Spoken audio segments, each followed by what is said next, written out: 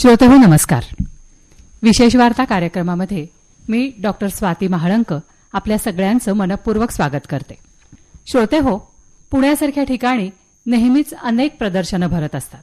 अगदी घरगुती वस्तू, खाद्यपदार्थांपासून विविध वाहनं, वास्तू इथपर्यंत असंख्य गोष्टींचा त्याच्यामध्ये समावेश असतो.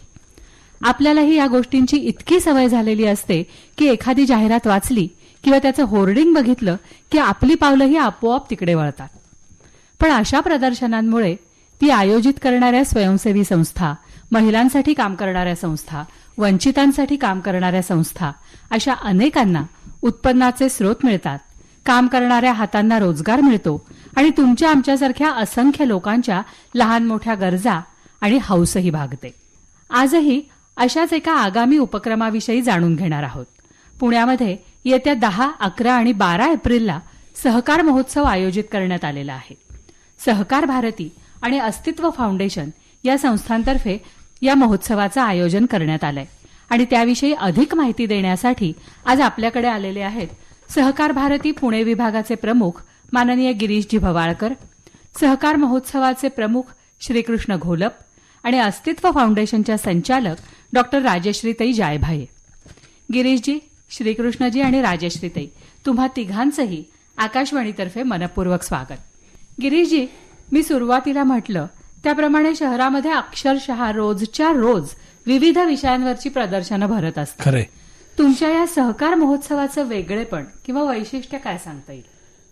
जसं तुम्ही म्हणलात की वेगवेगळी प्रदर्शन भरतायत, पण सहकार महोत्सवाचं वैशिष्ट्य म्हणजे सहकार क्षेत्राशी समर्पित असलेलं असं हे महोत्सव असणार आहे की ज्याच्यात बँका, पतसंस्था तर ह्या आहेतच, याबरोबरीने साखर कारखान्यांना लागणारे काही मटेरियल्स असतात, कृषी उत्पन्न अवजारं असतात, त्याप्रमाणे एफपीओ असतो आपलं कृषी उत्पन्न माल प्रक्रियेचे काही टोमॅटो आणि अन्न उत्पादनापासून रानभाजीपाले असतात.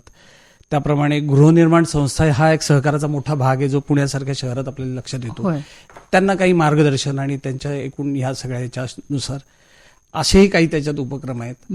त्याबरोबर बचत गटातल्या महिला ज्यांना एक बाजारपेठ मिळवून देण्यासाठी अत्यंत अल्प दरात ही सुविधा उपलब्ध करून त्यांना मार्केट ओपन व्हावं, असं ह्या सगळ्यांचा मिळून हा उत्सव असल्या कारणाने याला आम्ही सहकाराला समर्पित म्हणून स्पेसिफिक आम्ही म्हणतो की सहकाराला समर्पित असलेला म्हणताना सहकारात जे जे काही आहे, मत्स्य उत्पादन असेल, दुग्ध व्यवसाय असेल, ह्या सगळ्यांना इथे एक बाजारपेठ उपलब्ध करून देतो. बर. राजश्रीताई, तुमचं अस्तित्व फाउंडेशन पण यामध्ये सहभागी झालेलं आहे. तुमची ही संस्था नेमकं काय करते त्याच्याविषयी सांगा ना थोडं. नक्कीच.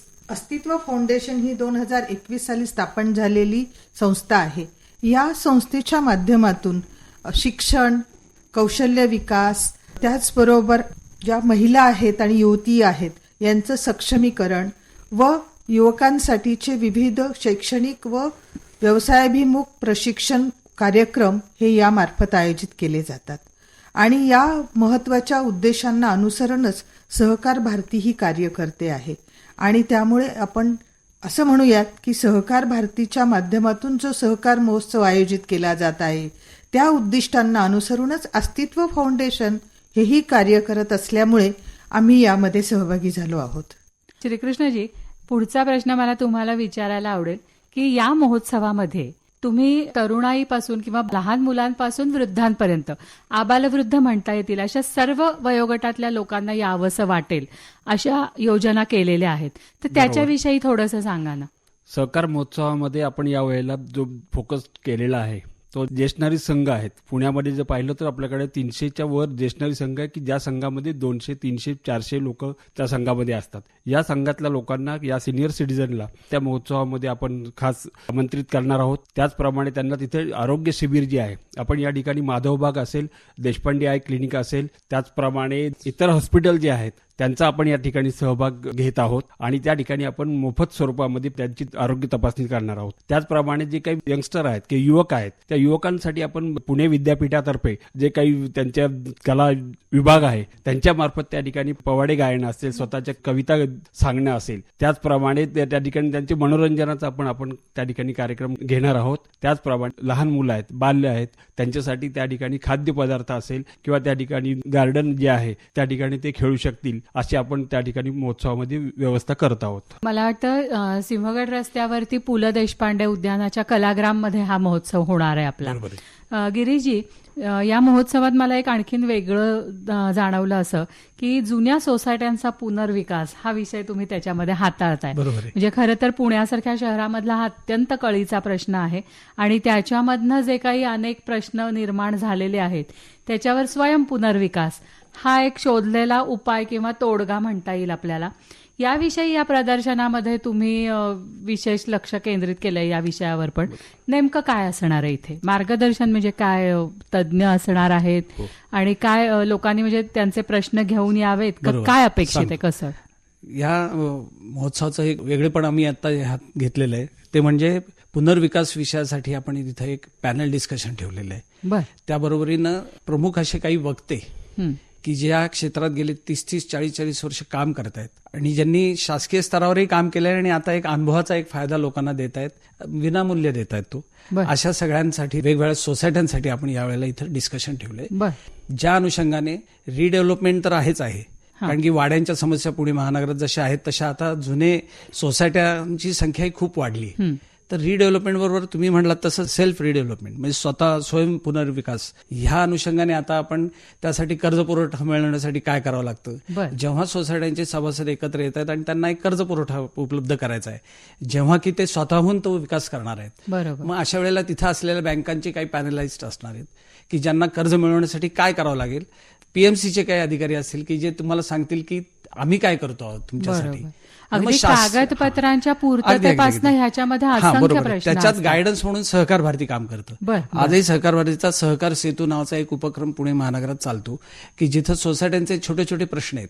आम्ही क्लस्टर सोसायट्यांचा एक उपक्रम आणलाय की ज्याच्यात ज्येष्ठ नागरिकांचा जसा आता उल्लेख झाला त्याचा थेट संबंध याच्याशी आहे की ज्यांच्याकडे वेळ आहे, जे डिझर्व्ह करतात आणि जे वेळ देऊन या विषयाला न्याय देऊ शकतील अशांची एक टीम बनवतो आम्ही आणि मग क्लस्टर सोसायटीज असा तो उपक्रमाशी निगडीत असल्या कारणानं ह्या रिडेव्हलपमेंट विषयासाठी इथं नक्की तुम्हाला अनेक गोष्टी समजून येतील, पीएमसीची शासनाची योजना समजतील. बरं.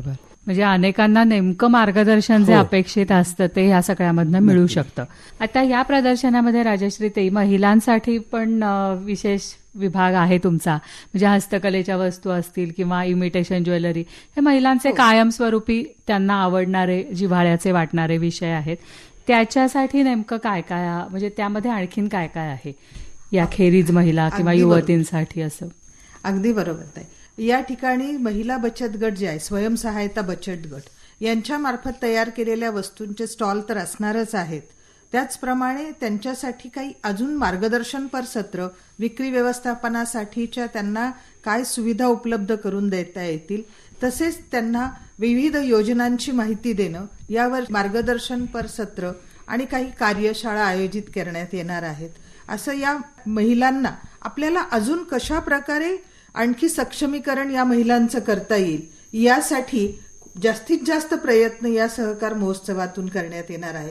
त्यांना आपण या प्लॅटफॉर्म तर उभा करून देतोच आहोत, पण त्यांचं सबलीकरण करण्यासाठीही या ठिकाणी प्रयत्न करण्यात येणार आहेत. तसेच नवीन युवक युवती जे आहेत त्यांना सहकार क्षेत्रातल्या वेगवेगळ्या करिअर संधी कोणत्या आहेत याची माहिती होणं खूप आवश्यक आहे आणि म्हणून आम्ही आता हा प्रयत्न करतो आहोत की नवीन पिढीने सहकार क्षेत्राकडे यायला हवं आणि त्यासाठी सावित्रीबाई फुले पुणे विद्यापीठ यामध्ये आमच्याबरोबर सहभागी होऊन सर्व युवक आणि युवतींसाठी, महाविद्यालयीन युवक युवतींसाठी 5 प्रकारच्या स्पर्धा आयोजित करतो आहोत. त्यामध्ये मुख्यत्वे स्वरचित पोवाडा गायन स्पर्धा, स्वरचित काव्य वाचन स्पर्धा, निबंध लेखन स्पर्धा, रील्स मेकिंग स्पर्धा आणि डिजिटल पोस्टर स्पर्धा, या सर्व सहकार तत्वावरशी निगडीत असणाऱ्या विषयांशी संबंधित स्पर्धा आयोजित करण्यात येणार आहेत. त्यात अगदी भव्य पारितोषिकं आणि प्रमाणपत्र देण्यात येणार आहे. तसंच या ठिकाणी या युवकांना आणि युवतींना करिअरच्या संधीसाठीचे जे काही आणखी मार्ग आहेत ते त्या ठिकाणी कोणते आहेत यावर परिसंवाद, चर्चासत्र आयोजित करण्यात येणार आहेत आणि कम्युनिटी एंगेजमेंट खऱ्या अर्थाने कसं असलं पाहिजे याचं एक उत्तम उदाहरण म्हणजे हा सहकार महोत्सव असणार आहे.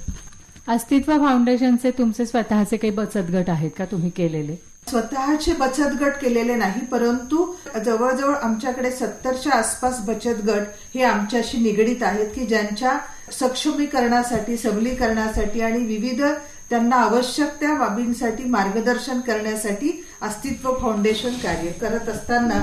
म्हणजे कुठल्या भागातले आहेत पुण्यातल्या? काही ग्रामीण भागातले आहेत, जसं जुन्नर, सोमेश्वर नगर किंवा जेजुरी, सासवड, तसंच काही पुणे शहरातलेही आहेत. असं ग्रामीण आणि शहरी दोन्ही भागातले आहेत.